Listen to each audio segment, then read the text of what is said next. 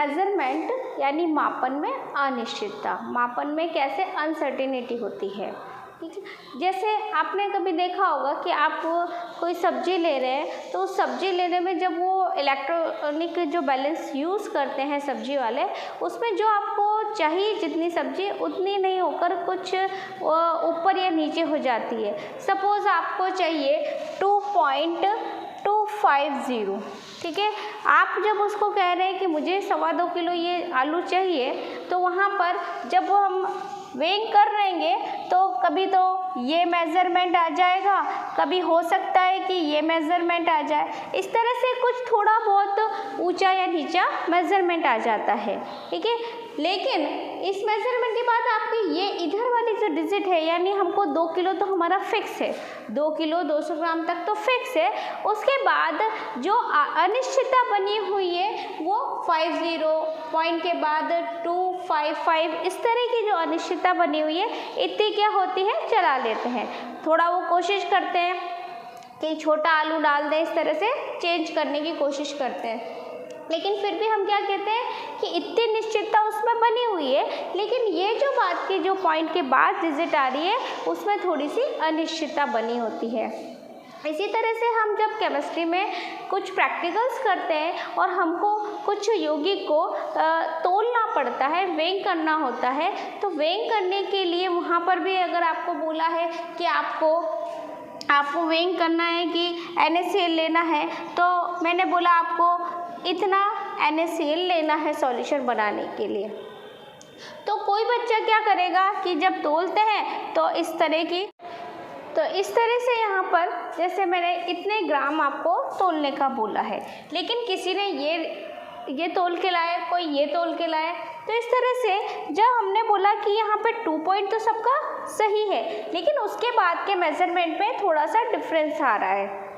किसी का हो सकता है कि 2.19 भी आ जाए, 1920, तो ये जो क्या होती है इसको क्या बोल रहे हैं, अनिश्चितता। अनिश्चितता थोड़ी सी उसमें बनी रहती है, ठीक है। अब इसी में हम जो मेजरमेंट में अनिश्चितता पढ़ते हैं, उसी में हम एक पहला टॉपिक पढ़ते हैं वैज्ञानिक संकेतन। किस तरह से हम वैज्ञानिक संकेतन करते हैं, जिसे बोला जाता है सिग्निफिकेंट फिगर्स।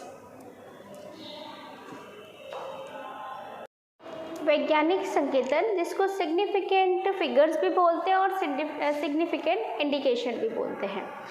इसमें अब इसको एक एग्जांपल से समझाती हूँ। जैसे आपने अवोगाद्रो नंबर पढ़ा है, ठीक है। अवोगाद्रो नंबर क्या होता है, आपने लिखा है अवोगाद्रो नंबर को, मैं एक नंबर लिख रही हूँ,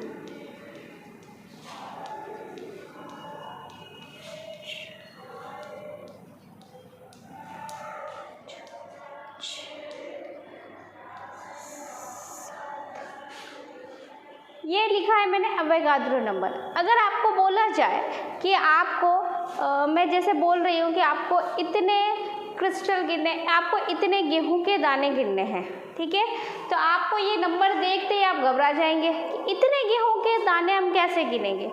या मैंने बोला है मैंने कोई चीज़ दी है, उसके आपको इतने पार्ट काउंट करने हैं। जैसे मैंने लिखा है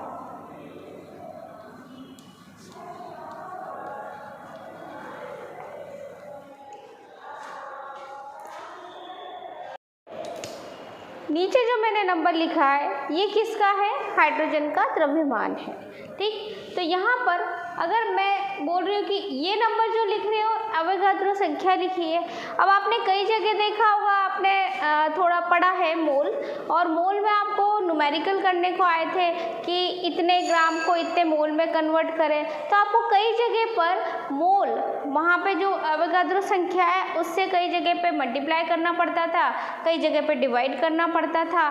तो इस तरह के हमको जब नंबर होते हैं जिनको इतने बड़े नंबर को हम डिवाइड करें या फिर मल्टीप्लाई करें, कुछ भी करें, हम प्लस करें माइनस करें, तो उस सब चीज़ों में हमको प्रॉब्लम आ सकती है कि एक तो इतने बड़े नंबर से करें और एक इतने छोटे नंबर से कि पॉइंट के बाद इतने ज़ीरो के बाद हम इन नंबर से जब कुछ भी न्यूमेरिकल सॉल्व करते हैं तो प्रॉब्लम आती है।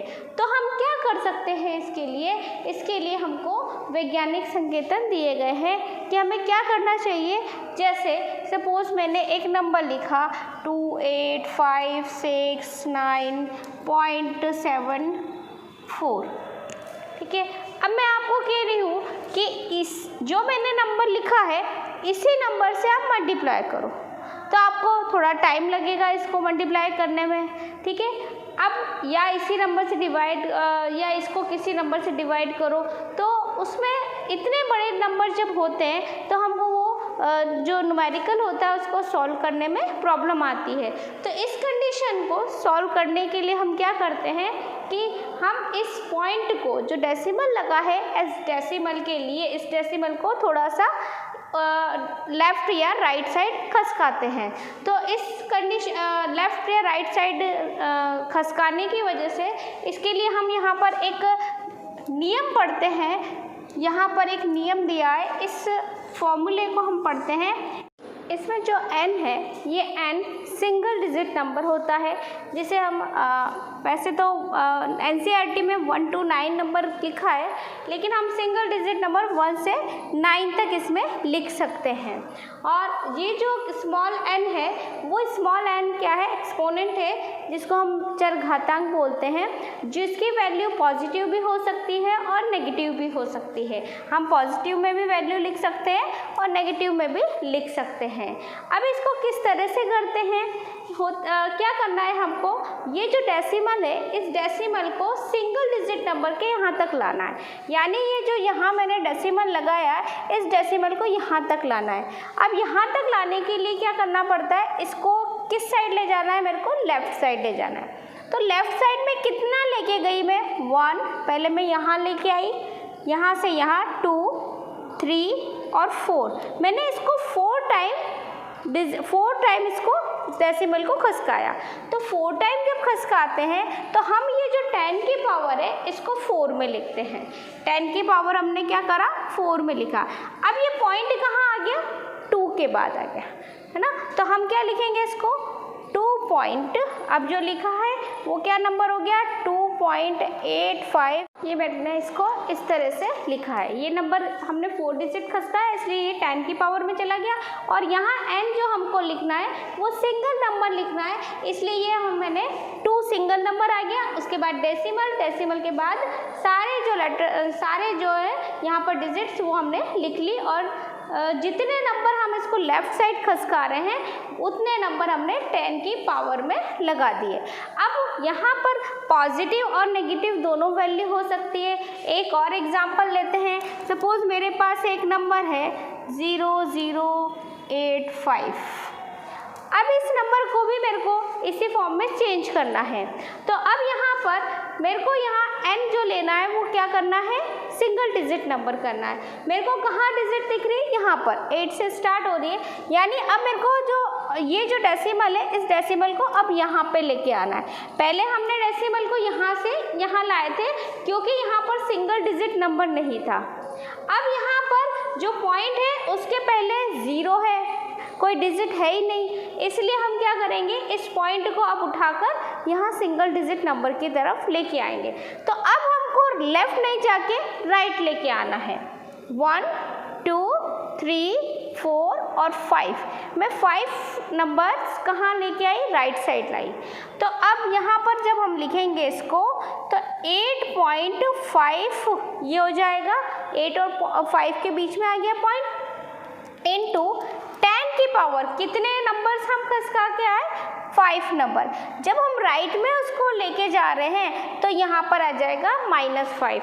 जब हम लेफ्ट में लेके आ रहे हैं तब उसको क्या लिखेंगे, पॉजिटिव वैल्यू में। जितने भी नंबर हम लेके आ रहे हैं उसको हम पॉजिटिव वैल्यू में लिखेंगे, और जितने नंबर हम राइट साइड लेके आ रहे हैं उसको हम नेगेटिव वैल्यू के साथ लिखेंगे। अब इसके देखिए इसका क्या मतलब हुआ, मतलब अगर हम इस नंबर को वापस लाना चाहते हैं तो इसको हम ये लिख रहे हैं हम 2.856974। इसको आप पहले 10 से एक बार मल्टीप्लाई करा, 2, फिर 3 बार और फिर चौथी बार मल्टीप्लाई करा। तो आप जब इस तरह से मल्टीप्लाई करेंगे तो आपके पास ये नंबर्स आ जाएंगे। तो इसका यही मतलब हुआ। इसी तरह से जब हमको डिवाइड करना है तो हम जब इसको 5 टाइम 10 से डिवाइड करेंगे तो ये नंबर आ जाएंगे। ठीक है, तो इस तरह से हम इसको थोड़ा इजी उसमें लिख सकते हैं। और जब हम इसको इस तरह से लिख देते हैं वैज्ञानिक संकेतन में तो हमको न्यूमेरिकल सॉल्व करना भी आसान हो जाता है। मैं इसके मल्टीप्लाई और डिवाइड करके बताती हूँ अभी। इससे पहले आपको ये कैसे याद रहे कि हमको पॉजिटिव रखना है या नेगेटिव रखना है, इसके लिए एक ट्रिक बताती हूँ। आपको क्या करना है, ये ध्यान रखना है, जैसे आपने 10 तक पहले रोड सेफ्टी पढ़ा हुआ है ना। रोड के लिए आपको हमेशा क्या ध्यान रखना है कि हमको किस साइड चलना होता है, हमको हमेशा लेफ़्ट साइड चलते हैं तब हम क्या होते हैं, राइट होते हैं। यानी हम लेफ़्ट में चलेंगे तो क्या होंगे, पॉजिटिव होंगे। ये हमने बनाई एक रोड, इसके ये है लेफ़्ट साइड और ये है एक राइट साइड। जब हम लेफ़्ट साइड में चलते हैं तब हम क्या होते हैं, हमेशा राइट होते हैं। तो राइट यानी हम पॉजिटिव होते हैं। और जब हम राइट साइड चलते हैं तो हम क्या होते हैं, गलत होते हैं, इसलिए वहाँ पे नेगेटिव फॉर्म में आएगी। ठीक है, तो आपको जो 10 की पावर लगानी है वो जो डिजिट लिखनी है उसके साथ जो एक्सपोनेंट लगेगा उसमें कब प्लस करना है और कब माइनस करना है, तो ये इस तरीके से आप याद कर सकते हो। जब आप लेफ्ट में चलोगे तो पॉजिटिव होगे और जब आप राइट में चलोगे तब नेगेटिव होगे। तो 10 की पावर में इस तरह से कर सकते हैं। अब इसके कुछ न्यूमेरिकल देखते हैं। देखिए, मैंने एक मल्टीप्लिकेशन लिखा है, इसमें 5.6 इंटू 10 की पावर 5, 6.9 इंटू 10 की पावर 4। ठीक है, हमको क्या करना है, सबसे पहले कि 5.6 हमको 10 की पावर वालों को अलग कर लेना है। पहले हमको 5.6 और 6.9 इनको मल्टीप्लाई करना है। इनको मल्टीप्लाई करने के बाद 10 की जो पावर है, जो पॉजिटिव वैल्यू है वो किस में हो जाती है, प्लस में हो जाती है। दोनों की जो पॉजिटिव वैल्यू थी 5 और 4 उनको प्लस कर दिया, यानी 10 की पावर में क्या आ जाएगा, 9, और इनको कर दिया मल्टीप्लाई करने के बाद आया 38.64 इंटू 10 की पावर 9। अब हमने जो अभी तक रूल पढ़ा था उसके अकॉर्डिंग क्या ये सही है, हमने n इंटू n 10 की पावर n पढ़ा था, उसके अकॉर्डिंग हम इसको सही लिख रहे हैं। हमने यहाँ सिंगल डिजिट नंबर बोला था तो इस डिजिट को हम इधर लेके आते हैं तो ये हो जाता है 3.864। ठीक है, अब 10 की पावर में कितना आ जाएगा, 10 की पावर यहाँ पर जब इधर लेफ्ट साइड गई तो एक प्लस और बढ़ाना है, तो 10 की पावर कितनी हो गई, 10 हो गई। ठीक है, इस तरीके से हम कर सकते हैं। इसी तरह से दूसरा न्यूमेरिकल और देखते हैं, एक न्यूमेरिकल और मल्टीप्लिकेशन का देखते हैं। ये देखिए 9.8 इंटू 10 की पावर -2, 2.5 इंटू 10 की पावर -7। हमको ये जो ऊपर घातांक है इसको प्लस करना है ना। तो 9.8 और 2.5 का मल्टीप्लाई करा और इनको करा, साइन हमको माइनस ही लगेगा, जो भी हम बड़ा नंबर है उसके अकॉर्डिंग करते हैं। तो 10 की पावर -9 यहाँ पर आ गया और जब इसको सॉल्व करा तो क्या आ गया, 24.5 होता है।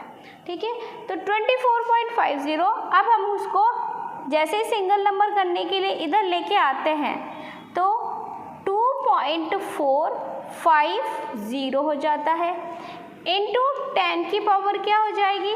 जब हम इधर लेके आते हैं तो हमको क्या करना है, +1 करना है। ठीक है, तो +1 और -9 कितना हो जाएगा, -8। ठीक है, तो आंसर हमारा क्या आ गया, 2.450 इंटू 10 की पावर -8। अब हम इसके बाद डिवाइड देखते हैं। ये एक डिवाइडेशन का एग्जाम्पल लिया है। 2.5 इंटू 10 की पावर -3 डिवाइड करना है 5.5 इंटू 10 की पावर 4। यहाँ हमने करा डिवाइड 2.5 इंटू 10 की पावर -3 ऊपर लिखा है और डिवाइड करना है इसको 5.5 इंटू 10 की पावर 4। इन दोनों को डिवाइड करने के बाद आंसर आ रहा है 0.4909।